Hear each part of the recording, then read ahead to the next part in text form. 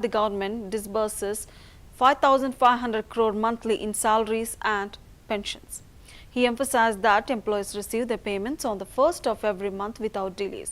Highlighting that Telangana revises pay scales every 5 years, he noted that salaries here are comparatively higher than in many other states. Vikramarka stressed that the government is moving forward with a humanitarian approach in addressing employee welfare and financial commitments.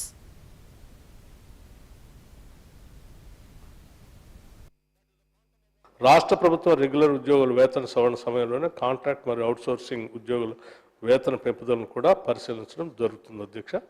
అట్లాగే కేవలం వీటితోనే కాదు, ఇప్పుడు regular చేసినటువంటి ఉద్యోగాల ద్వారా మనకు ఎంత భారం పడుతుందని చెప్తూ కూడా నేను ఒక విషయం సభకి రాష్ట్ర ప్రజల దృష్టికి కూడా తీసుకొని రావాలని ఆలోచన చేస్తా ఉన్నాను అధ్యక్ష.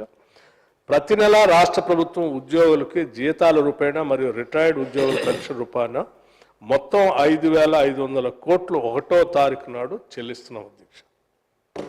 ప్రతి నెల గత ప్రభుత్వ సమయంలో ఉద్యోగస్తుల జీతాలు ఎప్పుడు 15వ తారీఖు 18వ తారీఖు జీతాలు ఇస్తూ ఉండేటువంటి వాడు. కొన్ని డిపార్ట్మెంట్స్ అయితే 25వ తారీఖు దాకా కూడా ఇస్తూనే ఉండేటువంటి వాడు.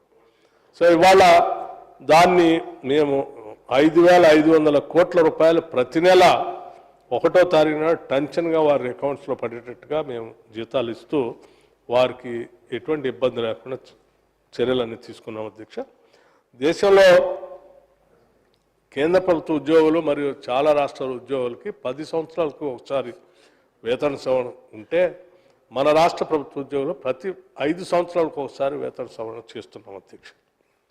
రాష్ట్ర ప్రభుత్వ పరిధిలో పనిచేస్తున్న విద్యుత్ సంస్థల్లో కానీ లేకపోతే రాష్ట్ర ప్రభుత్వ ఉద్యోగులకు కానీ మనం చెల్లించే జీతాలు మిగతా రాష్ట్రాలతో పోల్చుకుంటే మనం చెల్లించే జీతాలు చాలా పెద్ద మొత్తంలోనే ఉన్నాయి అధ్యక్ష, ఎక్కడ తక్కువ లేదు. మన ఉద్యోగుల గురించి రాష్ట్ర ప్రభుత్వం ఎప్పుడు కూడా సవివరమైనటువంటి మానవత దృక్పథంతోనే ముందుకు పోతా ఉన్నాం.